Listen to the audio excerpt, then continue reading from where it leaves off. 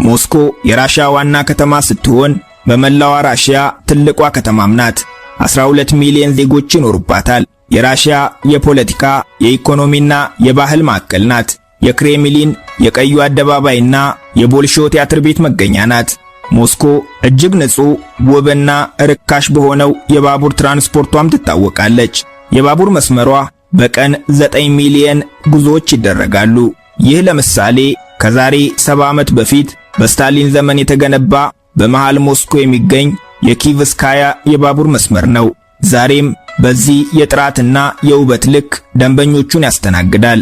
ሞስኮን የመጎብኘት እድሉ ከገጠሞት 2 ነገሮችን ማድረግ አይርሱ። የምድራችን ውብ ከተማ በሆነችው ሞስኮ የእግር ጉዞ ማድረግ፣ ከደከመዎት ደግሞ ውብ በሆኑት ባቡሮቿ መጓዝ። የሞስኮ ባቡር እንደ ምዕራባውያን ባቡሮች ለ30 ደቂቃ አያስጠብቆትም።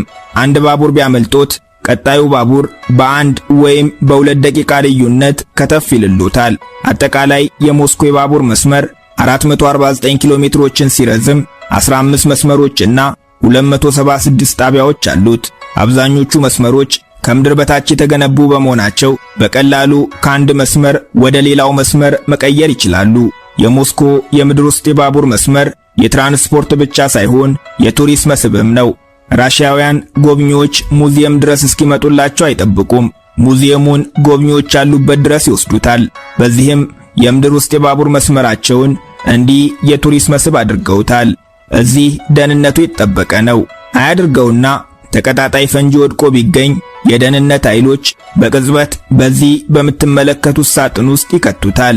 ሁሉም ነገር በቁጥጥር ስር ዋለ ማለት ነው። ሞስኮ የክሬምሊን መገኛም ናት። ክሬምሊን በመካከለኛው ክፍለ ዘመን ከተገነቡ ቤተ መንግስቶች ሁሉ በግዝፈትም ሆነ በውበት አቻ የማይገኝለት ቤተ መንግስት ነው። ዙሪያውን በ2 ኪሎ ሜትር የግንብ አጥር የታጠረ ሲሆን ወደ ውስጥ ዘልቀው ከገቡ ቀድሞ የሚያገኙት ቤተ ክርስቲያን ነው። ቤተ ክርስቲያኑን አልፈው ወደ ውስጥ ከገቡ የፕሬዝደንቱን ቢሮዎች ያገኛሉ። ከዚህ ቀጥሎ መሄድ አይፈቀድሎትም።